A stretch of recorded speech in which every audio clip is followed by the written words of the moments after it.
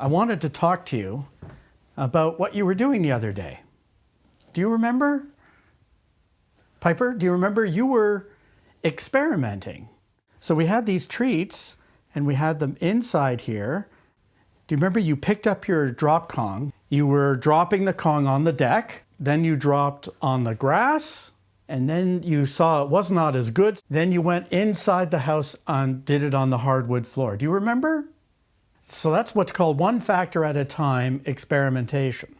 And the factor you were changing was the surface that you were dropping this on, right? You were whoops, I almost dropped it.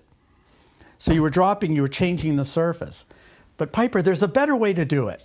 With a designed experiment, Piper, you can change multiple factors comprehensively, okay, all at the same time. And you can see which factors have the most influence, as if you were doing it one factor at a time. But Piper, guess what? You get more. Yeah, you get more because you can see interaction effects, which you never get with one factor at a time experiments. And you can also do higher order terms, other higher order terms, like for example, quadratics. So I got a few books here. Okay, here's one. I studied from this book here. Here's another one. I spent a lot of time on this book. Yeah, so you might want to, but this is a newer edition. And look what I have here, Piper. I've got this one here. It's by Peter and Brad. You see that? You remember Brad? Remember Brad came to visit? Yeah, sure, you remember Brad. So how about you spend some time reading this one?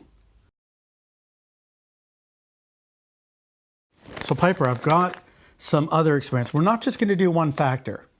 Okay, you did the surface, but we should probably try a few different treats.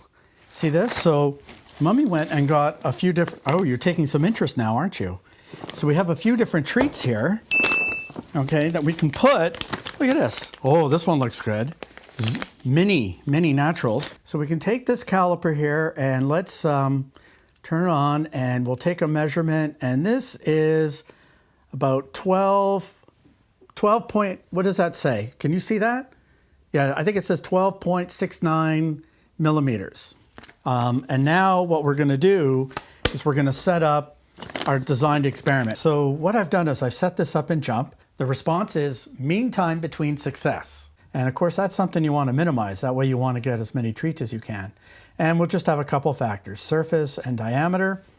Now, for the model, we do want to look at interactions because that's an advantage of designed experiments, as well as, well, why not? Let's look at quadratic terms as well.